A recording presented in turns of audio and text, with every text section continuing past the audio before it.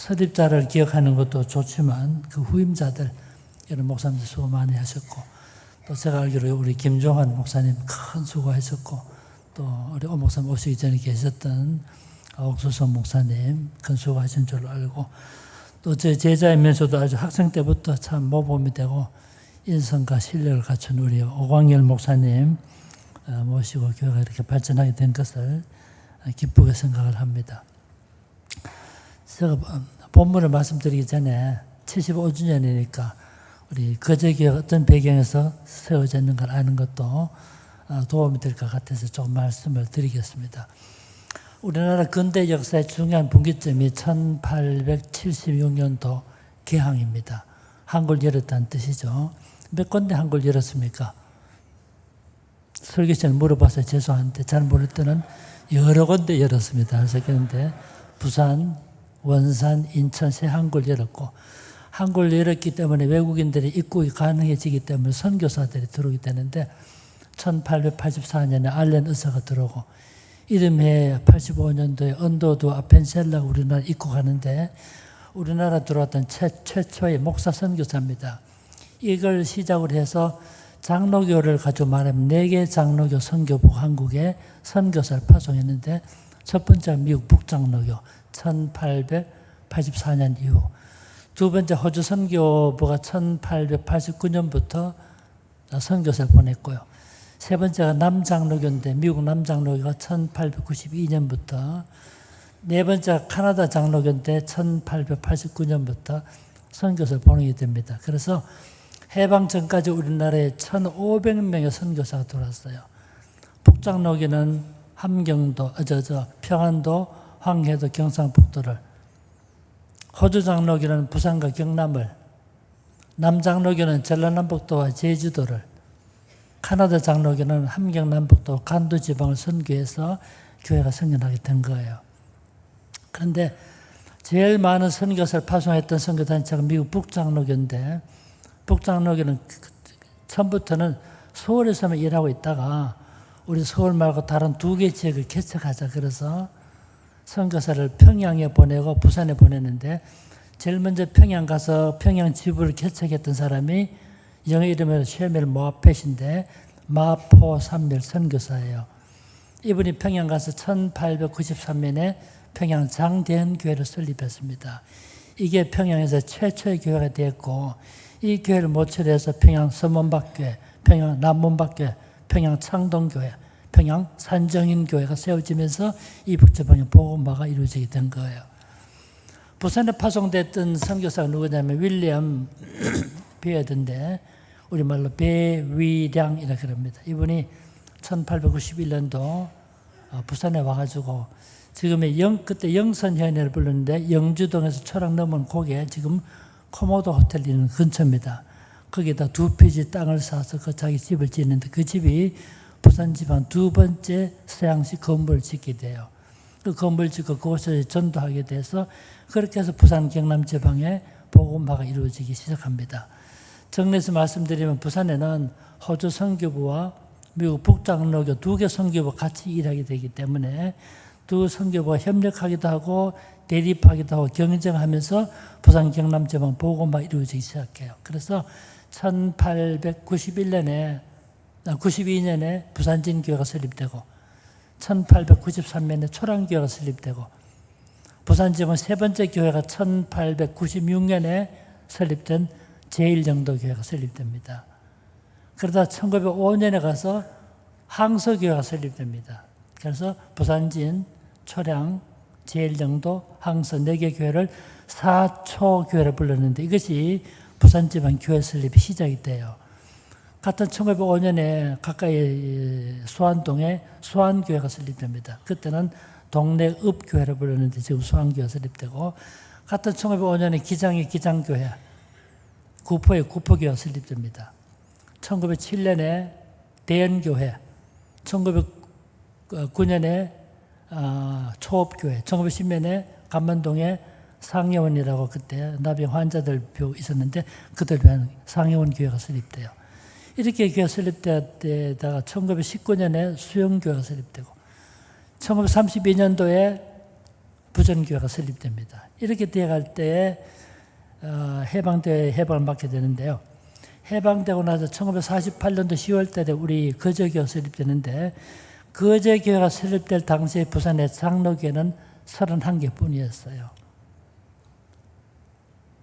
부산 경남지방의 장로교회 중심으로 다른 교파교회가 부산 경남지방에 온 건 주로 해방 이후인데 그 전에 해방 전에도 성결교 중에 수정동 성결교회와 동네에 있는 온천 성결교회 있었어요. 그래서 1948년 우리 교회가 설립될 이 당시에 부산에는 장로교회만 31개, 그 다음에 다른 교회 다 합쳐봐야 50개 되지 못했어요. 다시 말하면 우리 거제교회가 설립될 당시에 부산 지방에는 지금은 부산 지방에 1,800개 교회가 있는데 거제교회가 설립될 당시에 부산 교회는 50개 미만의 교회였고 1,800개 교회가 지금 부산에 있지만 우리 거제교회는 설립 연도순으로 말하면 50개 이전에 50개 미만의 교회가 설립돼 그때 설립된 것입니다.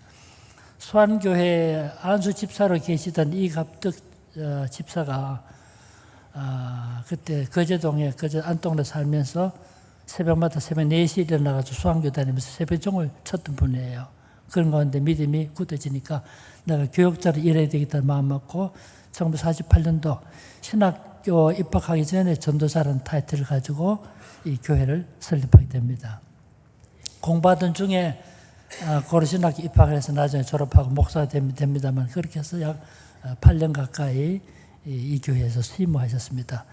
제가 1979년도, 80년도 이 교회 전도사 했는데 전도사로 왔을 때 전도는 하지 않고 결혼만 하고 이렇게 떠났습니다만 이런 연유로 이렇게 교회에 오게 됐고 참고로 75주년을 기념해서 교회 배경을 참고로 말씀드렸는데 어떻든 우리 교회가 부산에서 가장 오래된 50개 이내 교회라는 그런 역사에서 사실 또 아시고 말씀을 들어주시면 좋겠습니다. 오늘 제가 설교하려고 하는 이 로마서는 책은 사도 바울이 고린도에서 1400km 떨어져 있는 로마 교회에 보낸 편지가 로마서는 책이에요. 그 당시도 우편 제도가 있었습니다.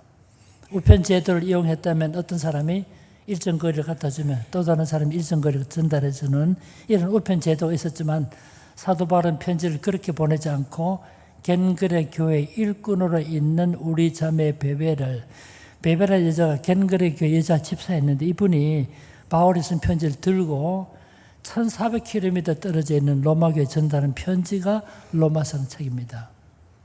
그래서 로마서 1장 16장 1절 2절에 보면 베베를 합당한 예절로 영접해 주시오라고 부탁한 이유가 베베라는 여자가 편지를 들고 갔기 때문이에요. 그럼 로마서 몇 장까지 되어 있나요? 보시면 아시겠지만 16장까지 되어 있지만 사실은 로마서는 15장으로 끝이 난다고 해도 과언이 아닙니다. 왜 그러냐면 15장 마지막 절에 보면 33절에 보면 평강의 하나님께서 내 모든 사람과 함께 계실지어다. 일종의 성령으로 끝나고 있기 때문에 사실은 로마서는 15장으로 끝이 납니다. 그럼 16장은 뭘까요? 우리도 학생 때 친구들에게 편지 쓸 때 편지 다 쓰고 나서 미처 못한 말이 있으면 그 밑에다가 PS라고 써서 편지 덧붙여 썼지요. 로마서 16장은 일종의 추신, 덧붙여 쓴 편지입니다. 사도 바울이 하고 싶은 말 다 하고 나니까 내가 미처 인사말을 못했구나 하는 생각이 들어서 누구에게 모난하라, 누구에게 모난하라 하는 모난의 인사말로 쓴 것이 로마서 16장의 내용이에요. 그런데 16장 내용에 보면 특별한 교리적인 지침을 주는 것도 아니고 성도들의 삶에 대해서 가르치는 것도 아니기 때문에 이 본문은 별로 중요하지 않다라고 간주해서 비교적 무시되어 왔던 본문이 로마서 16장입니다. 그러나 이 본문이 성경에 기록된 것을 보면 이 본문도 우리에게 주는 중요한 교훈이 있기 때문에 기록된 거예요. 오늘 우리가 1절부터 9절까지만 읽었습니다만은 로마서 16장 다 읽으면 사람 이름이 몇 명이나 나올까요? 금방 세어볼 수 있지만 제가 세어봤습니다. 34명의 이름이 나와요. 신약 성경 가운데 한 챕터에서 사람의 이름이 가장 많이 언급된 본문이 로마서 16장이에요. 34명의 이름이 나오지만 로마교회 신자가 아닌 사람을 빼고 나면 26명이 남습니다. 무슨 말이냐면 사도 바울이 지금 고린도에 있으면서 로마교회 성도 26명의 이름을 거명하면서 문안한 내용이 로마서 16장의 내용이에요. 실제로 사도 바울은 지금 고린도에 있지만 한 번도 가보지 않는 교회지만 로마교회 성도 28명 이상을 알고 있었음을 암시해 줍니다. 여러분 13절 한번 보십시오. 13절에 보면 주 안에서 택하심을 입은 루포와 그의 어머니에게 문안하라. 루포라는 이름을 썼지만 그 어머니 이름을 안 썼지만 어머니도 알고 있다는 뜻이죠. 15절에 보면 빌렐로가와 율리아와 또 네레오와 그의 자매와 네레오도 알고 그 자매도 알고 있지만은 이름을 말하고 있지 않을 따름입니다. 이렇게 볼 때 사도 바울은 로마교회 성도 28명 이상을 알고 있었고 그중 26명의 이름을 언급하면서 무난한 내용이 로마서 16장의 내용입니다. 여러분 이 본문이 얼마나 중요한 본문입니까? 지금 우리 앞에 로마교회에 출석하던 성도 26명의 명단이 남아있어요. 1948년도 10월달에 거제교 출발할 때 제일 처음에 같이 예배 드렸던 사람들이 명단에 남아있겠죠. 그것만 보면 우리 거제교회가 어떤 부류의 사람들로부터 출발했는지를 알 수가 있을 겁니다. 우리나라에서 가장 오래된 최초의 교회가 1883년에 설립된 황해도 장경군 대구면 송천에 설립된 송천교회입니다. 소노몬 송자 내천자니까 풀었으면 솔레교회인데 자음접변 때문에 소래교회라고 부르게 된 거예요. 우리나라 최초의 교회였던 이 소래교회에 다녔던 사람들의 명단에 남아있다면 우리나라 최초의 교회가 어떤 부류의 사람들로 구성된 교회인지 알 수 있겠죠. 이 호기심 때문에 제가 명단을 찾아서 약 27명을 찾아냈어요. 27명의 명단을 찾고 보니까 중요한 사실을 알게 된 겁니다. 여러분 아십니까? 우리나라의 위대한 여성 독립운동가 김마리아 소래교회 출신이에요. 독립운동가에서 민주운동을 했고 상해 임시정부 의정원장 지금 국회의장인데 의정원장을 했던 김규식 박사가 소래교회 출신이에요. 김규식 박사 1880년생이니까 3살 때 소래교회가 설립되고 거기에서 자라고 나중에 서울로 와가지고 세만한 교회 장로가 됐어요. 서울에는 서울여자대학교 설립자가 고한경 박사인데 고한경 박사 할아버지가 고하균 씨가 이 소래교회 출신이었어요.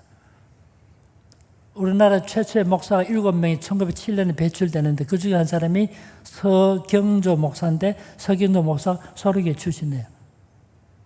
김마리아 여사의 어머니가 김성섬 집사인데 소래교회 최초의 집사였어요. 야, 이것만 알아도 이렇게 중요한, 여러분 140년, 150년 전의 역사만 알아도 이렇게 중요한 정보를 주고 있는데 지금 우리 앞에는 2000년 전에 로마교회 다니던 사람 26명의 명단이 남아있는 거죠. 우리가 이 명단을 가지고 로마교회가 어떤 교회였던가를 한번 따져보려고 합니다. 지금은 사람을 만나면 저분이 남자인가 여자인가, 의복에 관심이 있으면 어떤 복장을 하고 있는가 이런 생각을 하는데 성경이 기록된 이 당시에는 모든 사람을 3가지로 구분을 했습니다. 첫째로 인종적으로 저 사람이 유대인인가 이방인인가. 둘째 사회적 신분의 문제인데 이분이 자유인인가 노예인가. 세 번째 그 사람이 남자인가 여자인가. 이게 그 당시 모든 사람을 구분하던 3가지 근거였어요. 갈라디아서 3장 26절과 28절 문맥에 보면 우리가 그리스도 안에 한 세대 한 믿음으로 하나가 되었다고 말할 때 그냥 하나가 되었다라고 하면 될 텐데 그렇게 말하지 않고 유대인이든 헬라인이든 종이든 자주자이든 남자이든 여자이든 구별이 없느니라라고 말하고 있는 이유가 그 당시 모든 사람을 그런 식으로 구분하니까 세상에는 그렇게 구분하지만 그리스도 안에 하나가 되었다라고 말하고 있는 것입니다. 그래서 우리도 이때로 돌아가서 3가지 이 구분을 가지고 이 본문을 한번 따져보겠습니다. 먼저 인종적으로 한번 따져봅시다. 여러분 7절 한번 보십시오. 7절에 보면 내 친척이요 나와 함께 갇혔던 안드로니가와 유니아게 문안하라. 사도 바울이 유대인이죠. 유대인인 사도 바울이 내 친척이라고 말하고 있으니까 여기 친척이라는 말은 친족이라는 뜻이 있어요. 사도 바울이 내 친척이라고 말하고 있으니까 7절에서 말하는 안드로니가와 유니아는 유대인임을 알 수 있는 거죠. 11절 한번 보십시오. 내 친척 헤로디온에게 문안하라. 헤로디온 대표적인 유대인이에요. 3절 보시면 너희는 그리스도 예수 안에서 나의 동역자들인 브리스가와 아굴라에게 문안하라. 유대인입니다. 두 부부가. 브리스가는 브리스길라의 단축형인데요. 브리스가 혹은 브리스길라와 아굴라 둘 부부 이름이 붙어가지고 성경 6번 나와요. 그런데 4번은 부인의 이름이 앞에 나오고 2번은 남편의 이름이 앞에 나옵니다. 부인의 이름이 남편보다 더 빈번하게 앞자리에 나온다는 말은 부인이 남편보다 더 적극적으로 하나님의 교회에서 봉사했다고 볼 수 있습니다. 대표적인 유대인이죠. 이렇게 볼 때 로마교회 성도 26명 가운데 유대인이 5명이었고 나머지 21명은 이방인이었음을 알게 됩니다. 무슨 말일까요? 로마교회는 유대인과 이방인이 섞여 있는 공동체성을 보여주고 있는 것입니다. 지금은 아무 의미가 없어 보이지만 정말 중요한 의미가 포함되어 있어요. 왜냐하면 그 당시 유대인들이 볼 때 이방인은 인간 이하의 존재입니다. 유대인들은 이방인을 무시했고 폄하했습니다. 왜 하나님이 이방인을 만들었습니까? 라고 물으면 유대인이 뭐라고 대답하느냐 하면 하나님께서 이방인을 만드신 이유는 지역불의 연료로 사용하기 위해서 만들었다. 이 말만 보더라도 유대인들이 이방인을 얼마나 무시하고 폄하했는지 알 수가 있어요. 우리가 잘 아는 탈무드라는 책이 있잖아요. 탈무드에 보면 이런 이야기 나와요. 왜 하나님께서 이방인을 만들 때 이방인도 우리와 똑같은 외형으로 눈도 있고 코도 있고 입도 있고 왜 이렇게 만들었습니까? 뭐라고 기록하고 있냐면 하나님께서 이방인을 우리와 똑같이 만든 이유는 그들을 부려먹을 때 기분 상하지 않게 하기 위함입니다. 이것만 보더라도 유대인들이 얼마나 이방인을 무시했는지 알 수 있어요. 그래서 이방인과 함께 앉지도 않고 함께 음식도 먹지 않았어요. 그런 시대인데 오늘 성경 보니까 로마 교회는 어떤 교회입니까? 유대인과 이방인 아무런 차별 없이 모이는 혼재된 공동체 있음을 보여주고 있는 것입니다. 두 번째로 우리 사회적 신분의 문제를 따져봅시다. 오늘 성경에 사람 이름이 나오지만 그 사람이 노예인지 자유인인지 알 수가 있을까요? 한 가지 방법이 있습니다. 우리 신약 성경에 보면 노예 이름 한 사람 나옵니다. 노예 이름. 여러분 기억하시죠? 오네시모. 오네시모는 말은 영어로 beneficiary니까 쓸모 있는 사람, 유익 이렇게 번역하지만 실제로 오네시모라는 말의 뜻은 쓸만한 놈이라는 뜻입니다. 그 당시에 제일 흔했던 노예 이름이에요. 로마 제국 당시에 성경이 기록된 이 당시에 기원전 2세기부터 기원전 1세기까지 300년 동안 노예들이 정말 많았어요. 그런데 노예들 중에 이름이 제일 흔했던 이름이 오네시모입니다. 그런데 제 이름이 오네시모로 가정해 보면 제가 노예인데 제 이름이 오네시모로 가정한다면 노예 아닌 사람은 의도적으로 오네시모라는 이름을 기피하겠죠. 그렇게 하다 보니까 세월이 지나면서 오네시모는 노예들의 이름으로 고정화돼 간 거예요. 노예 이름으로 고정화된 그 명단이 1인 명단이 남아있기 때문에 그걸 가지고 오늘 성경을 비춰보았더니 이 사람은 노예였구나. 이 사람은 자유인이구나. 알 수 있겠던 거죠. 그렇게 비춰보았더니 예를 한 가지 들어볼까요? 그러면 12절 보시면 주 안에서 수고한 두르베나와 두르보사에게 문하는 노예 이름이에요. 같은 12절에 버시에게 문하는 버시 노예 이름이에요. 이렇게 따져봤더니 로마서 16장에 기록된 26명 가운데서 노예가 11명, 자유인이 15명. 그러니까 로마 교회는 어떤 교회입니까? 노예와 자유인이 함께 섞여 있는 교회였음을 알게 된 것이죠. 제일 중요한 뜻이 있습니다. 어떻게 자유인이 노예와 함께 앉습니까? 상상도 못했어요. 그 당시에는 자유인이 볼 때 노예는 인간 소모품입니다. 그래서 그 유명한 아리스토텔레스도 심지어 뭐라고 말합니까? 노예를 가리켜서 인간이라고 말하지 않고 노예는 생명이 있는 도구다. 움직이는 물건이다. 그렇게 말하지 않았습니까? 이만큼은 노예는 인간 취급을 받지 못했어요.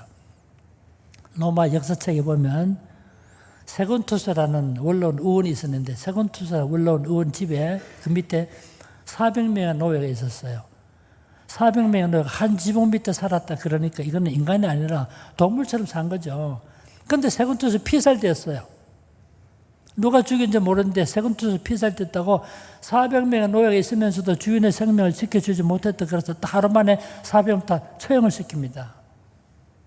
그게 역사책에 나오는 이야기예요. 이것만 보더라도 노예가 어떤 대접을 받았는지 알 수 있잖아요.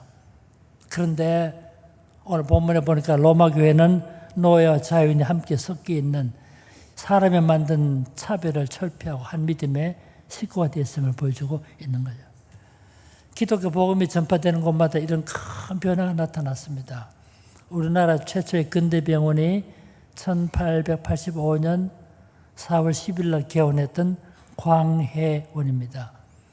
광해원이 개원 13일 후 이름이 제중원으로 바뀌었어요. 제중원으로 바뀌었다 나중에 세브란스 부속병원이 되어서 지금의 연세대학교 부속병원이 됐는데 에비슨 박사가 이 병원의 원장으로 취임을 했습니다. 30대 초반 카나다 병리학자인데 에비슨 박사 이 병원에 와서 일할 때 고종 황제 아프면 왕진 가고 명성 왕후 아프면 왕진 가는데 이 의사인데 한 번은 서울의 사대문 밖에 한 백정이 병들었다는 소식을 듣고 왕진을 갔어요. 여러분 생각해 보세요. 백정은 우리나라 최하위 신분입니다. 심지어 창기보다 낮은 신분이 백정 아닙니까? 백정은 결혼할 때 가마를 못하게 되어 있어요. 백정 갓을 못 쓰게 되어 있습니다. 백정 채색된 옷을 못 입게 되어 있어요. 백정의 자식들은 학교 못 가게 되어 있습니다. 백정 병들어도 치료받지 못해요. 백정 나이가 60이 넘고 70이 넘어도 12살짜리, 13살짜리가 양반이라고 12살짜리 양반이 70 넘은 백정 말을 낳았습니다. 야, 차별이 얼마나 심했어요. 그런 백정이 병들었다고 고종 황제를 왕정 간 의사가 왕진을 가니까 이질에 걸려서 사경을 헤매던 이 백정이 큰 충격을 받았어요. 이름도 없어. 성이 박씨인데 충격을 받았어요. 그때 에비슨 박사가 서툰 한국말로 하나님은 당신도 사랑합니다. 이 한마디 듣고 백정이 큰 감동을 받았어요. 야, 세상에 무시당하고 멸시당하고 사는데 내 같은 사람도 사랑해 주는 사람이 있단 말입니까? 그때 에비슨 박사가 말합니다. 하나님 당신도 사랑하고 당신의 내자도 부인이라는 뜻입니다. 당신의 부인도 사랑합니다. 이 말 듣고 백정이 눈물을 흘렸다 그래요. 그때 이 에비슨 박사가 내가 말하는 하나님은 사람이 아니고 세상을 창조하신 분이라고 쭉 기독교 기본 교리를 쭉 설명해 주고 나니까 이 백정이 그러면 저 같은 백정도 예수를 믿을 수 있겠습니까? 에비슨 박사 말했습니다. 오늘은 목요일 날인데 금요일, 토요일, 주일 세 밤을 자고 나면 예배드리는 날이니까 돌담을 돌아서 2km 정도 가면 곤단골 예배당이 나오니까 곤단골 교회를 예배당을 찾아가십시오. 그래서 백정이 곤단골 교회를 찾아갔습니다. 그 곤단골 교회가 지금의 서울 인사동에 있는 성동교회예요. 거기 담임 목사가 셰미엘 무어라고 우리말로 모삼률 선교사인데 백정이 올 것을 이 얘기를 미리 듣고 교회에다 갓을 준비해 놨어요. 교회 온 백정 갓을 쓰게 했습니다. 너무 좋아가지고 너무 좋아서 빌려가서 갓을 쓰고 밤을 잘 때도 쓰고 잤다 그럽니다. 긴 이야기 다 못합니다. 이렇게 출발한 이 백정이 곤단골 교회 장로가 되었어요. 우리나라 교회 역사상 백정 출신 최초의 장로인데 이번에 이름이 박성춘 장로인데 최초의 장로가 된 거죠. 우리 조금만 더 말해도 될까요? 백정 박성춘 장로 아들이 있었어요. 아들을 세브란스 의학 전문학교 입학을 시켜줬어요. 지금 한국의 대학은 뭐 얼마나 많습니까? 이 당시 우리나라 대학은 두 군데뿐입니다. 평양에 있는 학교가 숭실 전문학교, 서울에 있는 학교 세브란스 의학 전문학교 두 군데뿐이었어요. 양반이 자식도 못 갔습니다. 그 학교. 뭐 시기 좀 다르긴 하지만 우리가 잘 아는 장길의 박사도 세브란스 못 갔잖아요. 양반이 자식도 학교 못 갑니다. 그런데 백정의 아들을 데려다가 세브란스 의전 입학을 시켜준 거예요. 여러분 상상도 못할 일이죠. 그때 5년제인데 이 5년제 공부한 동안에 이 아들이 공부를 잘했던가 봐요. 공부 다 마쳐 1908년에 세브란스 의학 전문학교 7명이 졸업해서 우리나라 최초로 의사 면허를 받았습니다. 그 중에 한 사람이 박서양인데 이 박서양은 백정 박성춘의 아들이었어요. 상상도 할 수 없는 일이었지만 예수 그리스도 복음만에 신분의 차별이 철폐되고 복음만의 자유를 누리게 된 거예요. 그런데 2000년 전에 로마 교회에서 유대인과 이방인뿐만 아니라 노예와 자유인 사이의 차별이 철폐되고 하나의 믿음의 가족을 형성하고 있음을 보여주고 있는 것입니다.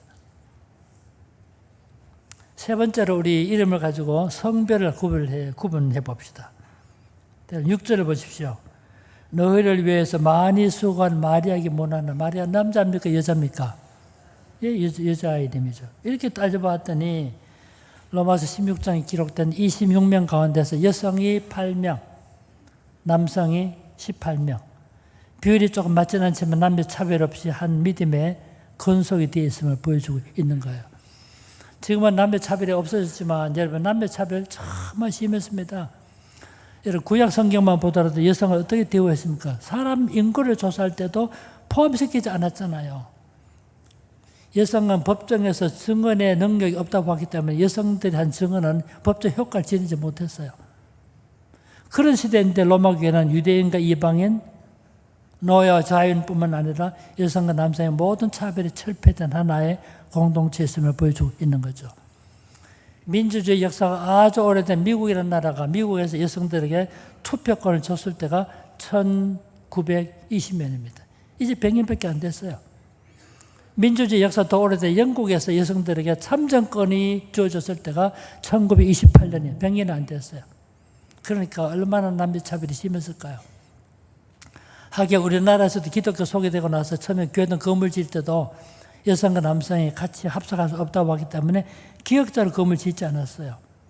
현재 우리나라에 기역자 건물 2군데 남아 있습니다. 그 중에 한 군데가 전라도 김제에 있는 금산교회인데 지방문화재로 지정되어 있습니다.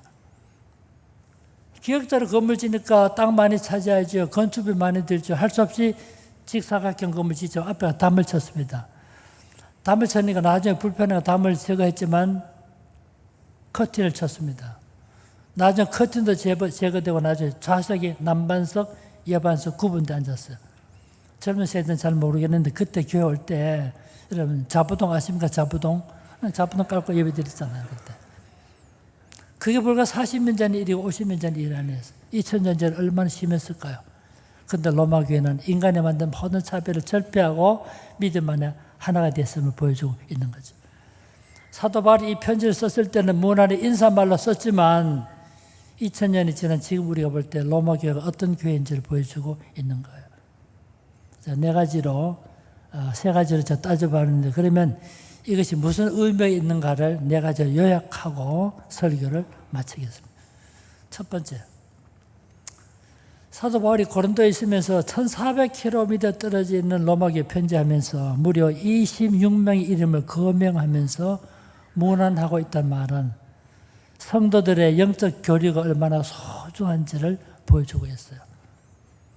한 번도 방문하지 않는 교회 편지 쓰면서 무려 26명의 이름을 애정 어린 문안의 편지를 쓰고 있다는 말은 믿음 안의 교제가 얼마나 소중한지를 보여주고 있습니다. 지금은 편지 쓸 필요 없습니다. 그냥 카톡으로 문자 보낼 수 있고 우리 문자 보낼 수 있습니다. 우리에게 처음 찾아 나온 분들, 오늘 등록하신 분들, 초신자들, 낙심했던 사람들, 이분들에게 따뜻한 문자 하나가 큰 위로를 줄 수가 있는 거예요. 면전에서 할 수 없는 말들, 애정어린 충고, 이런 문자 하나가 사람들 마음에 감동을 줄 수가 있어요. 저도 관계가 안 좋은 사람이 있었습니다. 평소별로 관계 안 좋았는데 성탄절 때 저한테 성도 카드 보내서 한 문장, 딱 한 문장이 그동안 쌓았던 모든 감정 다 녹여주더라고요. 말 한마디가 우리의 큰 격려와 위로가 될 수가 있습니다.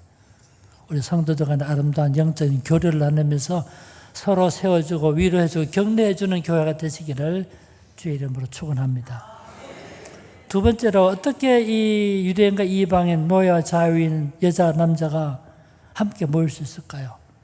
그 당시로 볼 때는 원수와 같은 사람들이 있지만 어떻게 함께 주님의 교회에서 한 식구로 모일 수 있을까요? 먼저 믿는 우리가 해야 될 중요한 책임은 누구든지 우리 교회와 와서 함께 예배 드릴 수 있는 환경을 만들어 가는 것입니다. 저는 어떤 교회를 담임하고 있지 않았기 때문에 이리 교회 다녀보면 어떤 교회는 눈에 보이진 않지만 눈에 보이지 않는 장막이 있고 담벼락이 있고 철조망이 있어요. 다 이런 것까지 다 제거되는 누구든지 우리 교회와 함께 예배드리고 믿음으로 주님을 섬기고 살아갈 수 있는 이런 환경을 만들어가는 우리 모든 성도들 되시기를 바랍니다. 세 번째로 한번 생각해 봅시다. 어떻게 유대인과 이방인 같이 모일 수 있을까요? 어떻게 노예와 자유인이 차별 없이 주님을 섬기는 하나의 공동체 될 수 있을까요? 이게 법입니까? 강제입니까? 한 가지 이유 때문에 가능했습니다. 세상으로 볼 때는 원수 같은 관계였지만 여기 여러분 에베소 2장에서 예수님이 십자가의 죽음이 원수된 자를 하나 되게 하셨다라고 말했을 때 이 말은 유대인과 이방인 사이의 간격이 무너지고 하나 됐다는 뜻이에요. 어떻게 이것이 가능했을까요? 어떻게 유대인과 이방인, 노예와 자유인, 남자와 여자와 아무런 차별 없이 주님을 섬기는 공동체 됐을까요? 딱 한 가지 이유뿐입니다. 그것은 바로 십자가의 사랑 때문에 가능했어요. 오늘 우리 교회가 갖춰야 될 가장 중요한 가치가 있다면 십자가의 사랑이에요. 교회가 아무리 적고 교회든 건물이 남루해도 그 안에 십자가의 사랑이 있으면 좋은 교회라고 볼 수 있는 거죠. 아무리 교회가 그 성도들 많아도 그 안에 십자가의 사랑이 없으면 앞으로 더 좋아질, 더 변화될 교회임을 알 수 있는 것입니다. 우리 교회가인데 서로 이해하고 용서하고 용납해주고 서로 받아주고 수용해주는 십자가의 사랑의 풍성한 교회를 세워가시는 우리 성도들 다 되시기를 바랍니다. 마지막 네 번째는 여러분 성도들 이름을 말할 때마다 그냥 이름만 말하지 않고 그 사람을 칭한 호칭이 붙어 있습니다.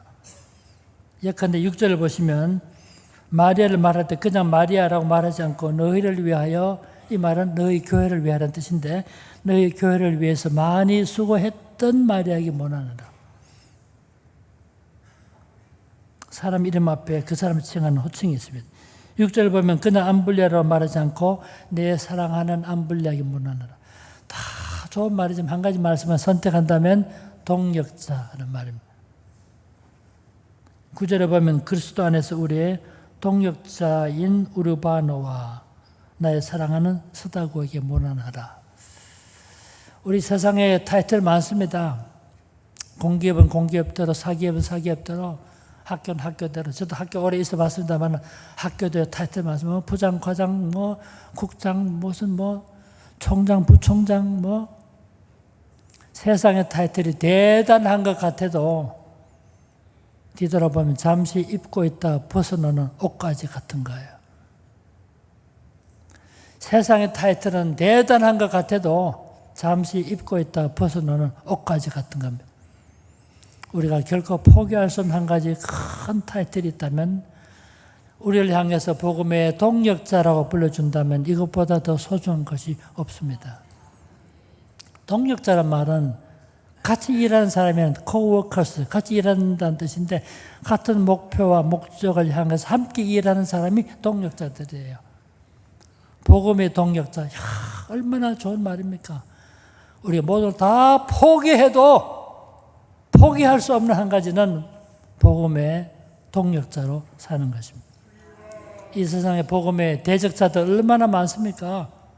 복음의 방관자들 얼마나 많습니까? 오늘 우리 거저교 75년의 세월을 지나면서 이처럼 크고 아름답고 존경받고 신뢰받는 교회를 발전해 온 것은 교역자들도 많은 수고했지만은 여러 성도들의 눈물 어린 기도와 헌금과 물질로 동력해 왔기 때문에 오늘의 교회로 발전해 온 것입니다. 교회에 동력한다는 말이 무슨 뜻입니까? 찬양대원을 봉사하는 일, 성도들을 위해서 음식을 준비하는 일, 차량을 정비하고 배열하는 일, 다 우리가 볼 때 차이가 나는 것 같아도 하나님 볼 때 다 같이 소중한 복음에 동역하는 길입니다. 지금까지 그렇게 사셨지만 75주년 기념하고 앞으로 80년, 앞으로 100년, 앞으로 200년 준비하면서 이따가 사는 날까지 복음의 동역자로 살아가시는 우리 모든 성도가 되시기를 주님의 이름으로 축원합니다.